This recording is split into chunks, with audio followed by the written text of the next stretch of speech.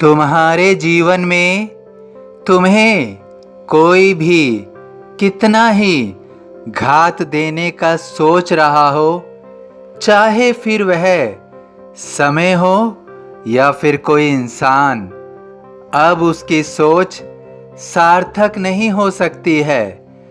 जब तुम अपनी जिंदगी में केवल अच्छे कर्मों को स्थान देते हो तो तुम्हें बुरे समय या बुरे इंसानों का सामना क्यों करना पड़ रहा है। जब तुमने केवल अच्छे व्यक्तित्व को अपनाया है, अच्छी संगत, अच्छे विचारों को अपने इर्द गिर्द रखा है, तो बुरे समय या बुरे इंसानों की छाया भी तुम्हें क्यों मिले। तुमने अपनी कोशिशों में कोई कमी नहीं रखी है। तुम निरंतर स्वयं को बेहतर और बेहतर बनाते जा रहे हो, लेकिन यह प्रकृति निरंतर तुम्हारी परीक्षा ले रही है।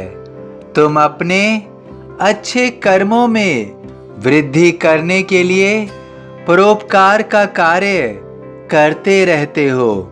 तुम्हारे अच्छे कर्मों के बावजूद भी तुम्हारे सामने अच्छे परिणाम नहीं आते हैं, तो तुम्हारी हिम्मत टूट जाती है।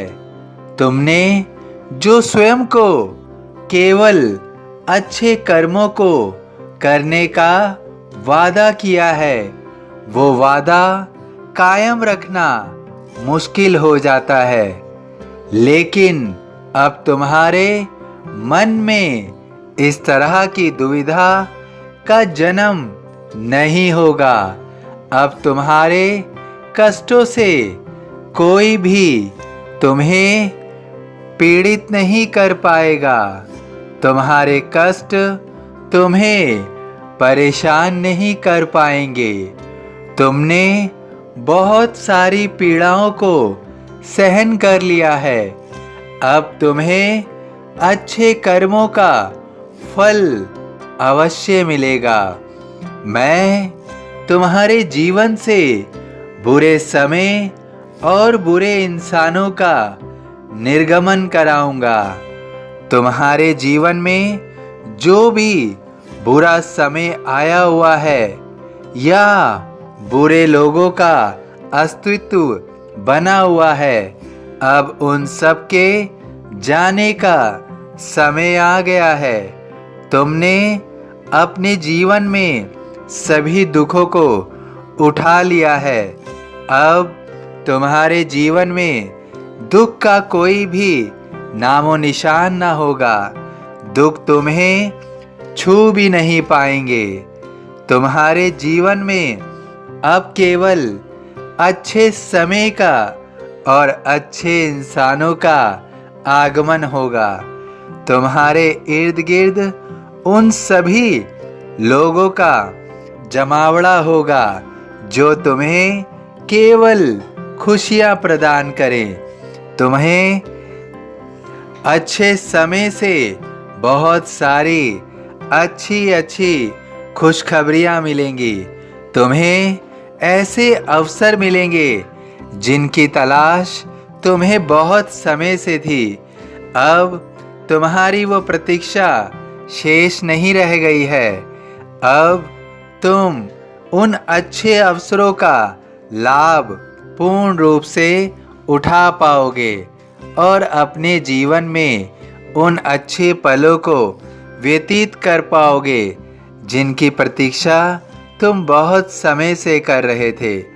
अब तुम्हें केवल सुख, सुकून और शांति का ही एहसास होगा। तुम्हारे जीवन में अब तुम्हारे साथ केवल न्याय होगा। तुम्हारे साथ न्याय होने जा रहा है। तुम्हें न्याय मिल रहा है।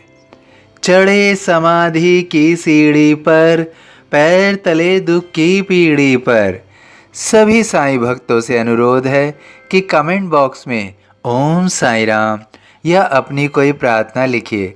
यदि वीडियो पसंद आया हो तो वीडियो को लाइक कीजिए, अन्य साईं भक्तों में शेयर कीजिए, इस चैनल को सब्सक्राइब कीजिए, बेल आइकॉन के बटन को पुश कीजिए। ओम साईं राम।